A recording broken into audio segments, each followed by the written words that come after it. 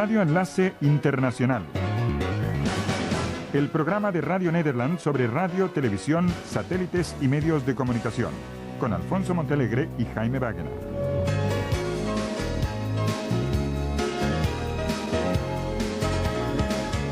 Saludos desde Hilversum en Holanda y bienvenidos a este programa que se difunde en colaboración con su emisora local de radio.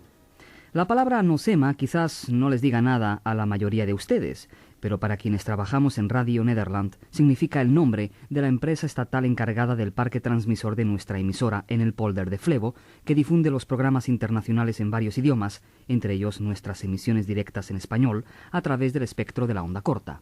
Esa empresa es propiedad del Estado holandés en un 59%. El resto está en manos del Servicio Nacional Holandés de Radio y Televisión, NOS, y de la propia Radio Nederland Wereldom Group, que es propietaria del 1% de las acciones de NOSEMA. Según las últimas noticias, el gobierno de La Haya desea privatizar ahora esa empresa.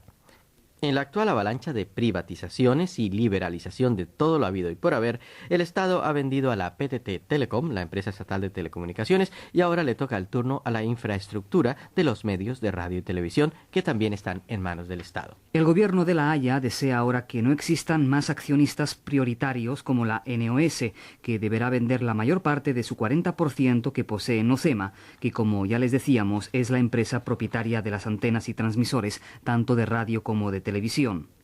También es propietaria del parque de emisores de Flevo, a través del cual les llegan a ustedes algunas de las transmisiones de Radio Nederland. Aunque el gobierno holandés opina que la infraestructura de las transmisiones de radio en Holanda debe continuar en manos de una sola empresa, esta debe ser propiedad de todos los que la utilizan y de otras empresas interesadas en adquirir acciones. Se piensa ahora en la Philips, la KPN, antigua PTT Telecom, o una empresa de teléfonos extranjera, probablemente de los Estados Unidos. NOSEMA ya se había venido preparando para su privatización y la llegada de la competencia comercial. Por eso, en los últimos años, sus transmisores y antenas han venido siendo utilizados para otros asuntos diferentes a las transmisiones de radio y televisión. Es así como estos se utilizan actualmente para transmitir las ediciones electrónicas de varios periódicos holandeses destinados exclusivamente a los ciegos. Los periódicos transmiten sus ediciones electrónicas a través del éter. Estas son captadas por antenas parabólicas especiales y luego las señales son traducidas al sistema Braille para ciego. NOSEMA dice estar preparándose ahora para entrar de lleno a la autopista electrónica de la información. La empresa vale en estos momentos más de 63 millones de dólares.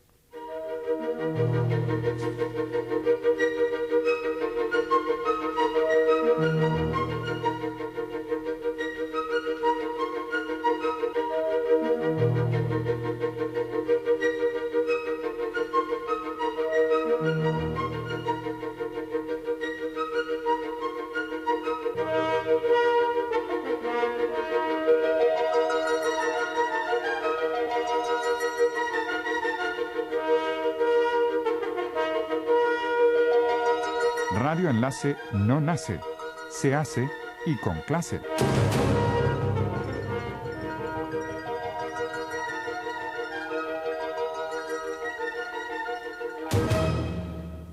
La compañía Iridium desea ofrecer una red mundial de telecomunicaciones a precios mucho más bajos que los de la actual telefonía satelital. Se han salvado importantes obstáculos técnicos y financieros relacionados con el proyecto espacial privado más grande del mundo, pero la obtención de las últimas licencias parece ser algo bastante difícil.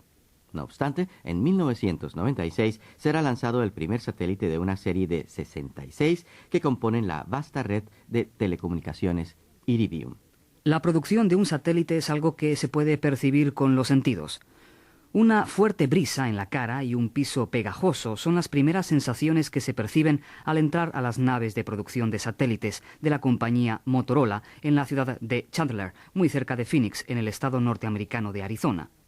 De esa manera se eliminan las partículas de polvo en el aire y las de tierra en las suelas de los zapatos.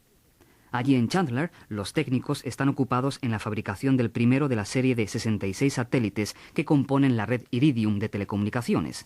Y las medidas preventivas, como las recién mencionadas, no están absolutamente fuera de lugar, ya que el proyecto cuesta en la actualidad $1 millón diarios.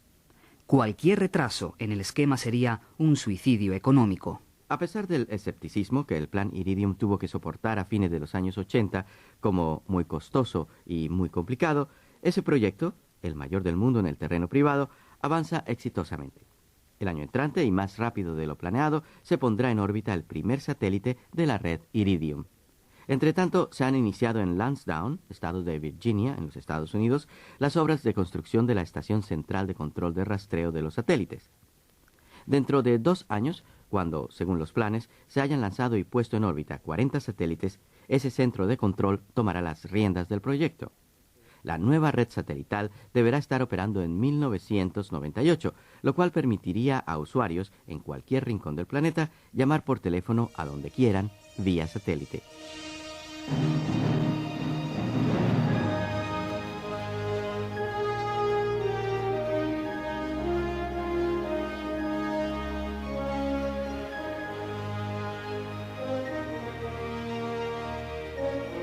En sí no hay nada nuevo en cuanto al sistema de telefonía móvil vía satélite, pero la red Iridium se diferencia claramente de los sistemas que se utilizan en la actualidad, y además sus tarifas son muchísimo más bajas. Se calcula que el minuto costará unos $3, mientras que actualmente una llamada telefónica que se haga vía satélite a bordo de un avión, tren o cualquier tipo de transporte cuesta 3 veces más.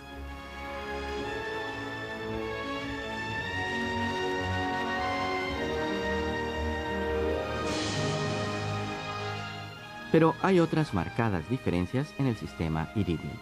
Como los satélites que conforman la red estarán en órbitas bajas, cualquier llamada con ese sistema solo requerirá recorrer una distancia de 720 kilómetros, en lugar de los acostumbrados 40.000. Esto evita el característico eco de las transmisiones y hace obsoleta la utilización de las enormes baterías, tan usuales en los actuales sistemas de telefonía vía satélite. Los técnicos de Motorola opinan además que los teléfonos portátiles se pueden adaptar fácilmente para que utilicen tanto la red satelital Iridium como cualquiera de las redes terrestres de telefonía. Las bases para este ambicioso y multimillonario proyecto fueron sentadas en 1987, cuando ingenieros del consorcio desarrollaron un plan para una red mundial de 77 satélites. Ellos decidieron bautizar dicha red con el nombre del elemento atómico número 77, Iridium, en español, iridio.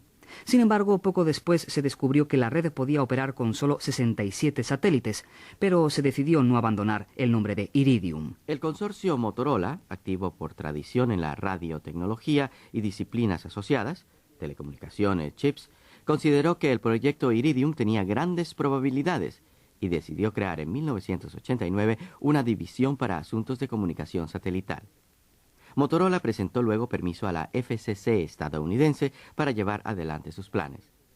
Entretanto, ya había invertido $150 millones en investigación y desarrollo. Pero la FCC se tardó 5 años en dar su aprobación y solo dio su luz verde a comienzos de 1995. En el interín, Motorola colocó el proyecto bajo una nueva empresa llamada Iridium Incorporated, en la cual también pueden participar terceros. Pero el proyecto comenzó a marchar mejor en 1992, cuando le fueron adjudicadas las frecuencias necesarias durante la Conferencia Mundial de Adjudicación de Frecuencias.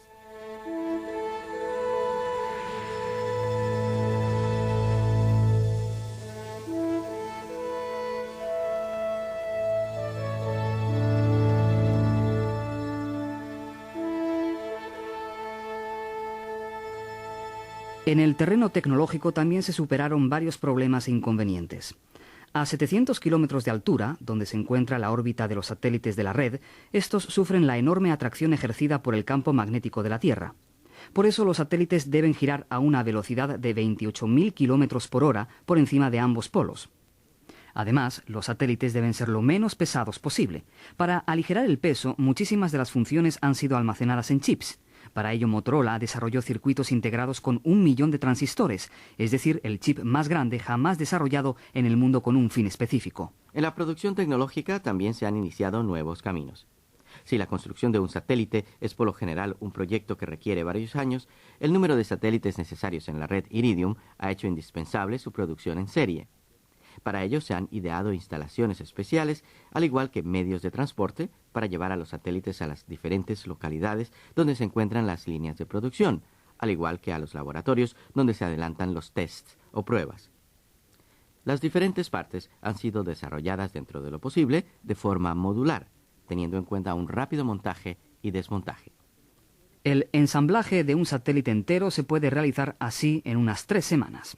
Eso puede traer grandes ventajas en el futuro, ya que la producción no parará al producirse el satélite número 66.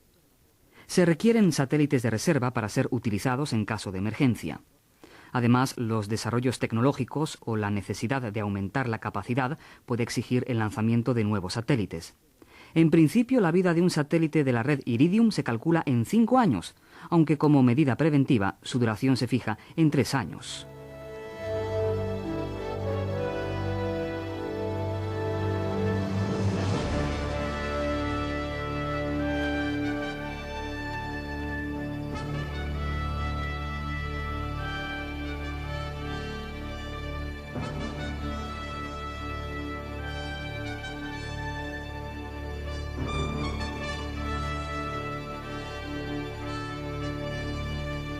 Los satélites de la red Iridium no solo estarán en contacto con las estaciones terrestres, sino también entre sí.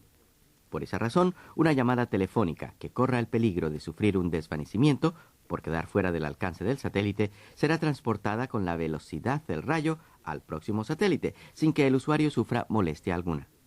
Además, los satélites que conversan unos con otros pueden mantener informada a la red de la movilidad de sus usuarios.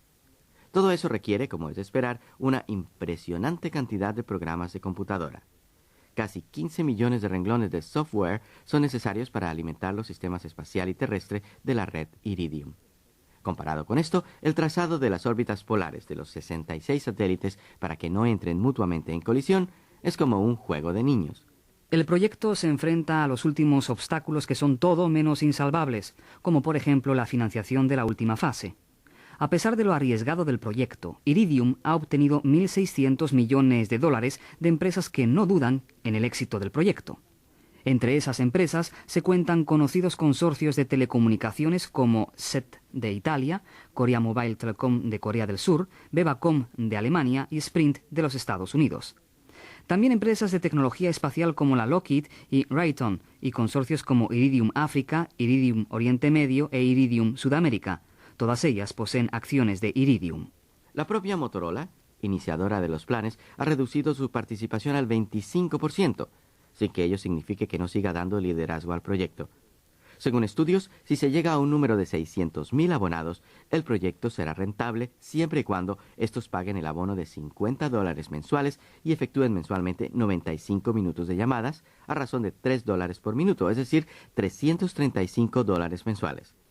Fuera de eso, el abonado deberá comprar un teléfono de $2.500. El principal grupo de clientes se encuentra entre los hombres de negocios que viajan mucho y que desean estar ubicables donde quiera que se encuentren. Además, Iridium piensa que los gobiernos de países con infraestructura deficiente pueden utilizar la red para comunicar a pueblos y aldeas alejadas con el resto del mundo, utilizando teléfonos públicos alimentados con baterías solares.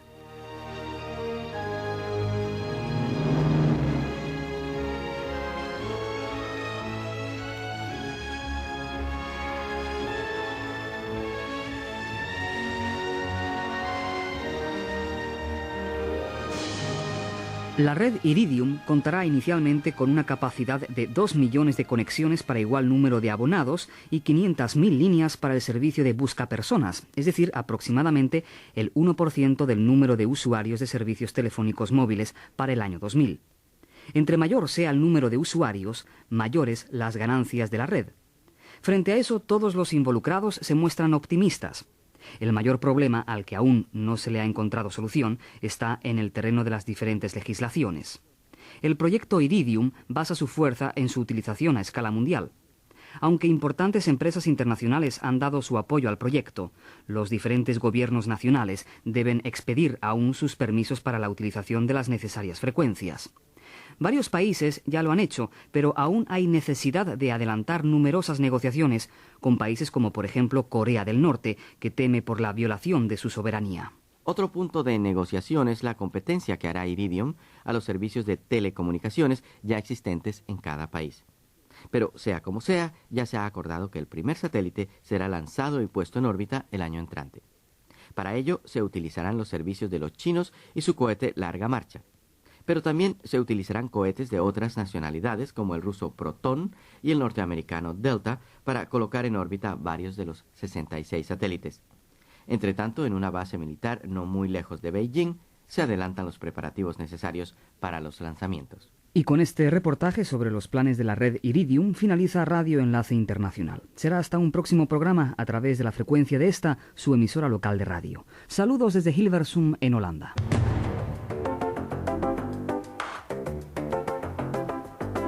Radio Enlace es una producción de Alfonso Montealegre y Jaime Báguena para Radio Nederland. Todos los derechos reservados.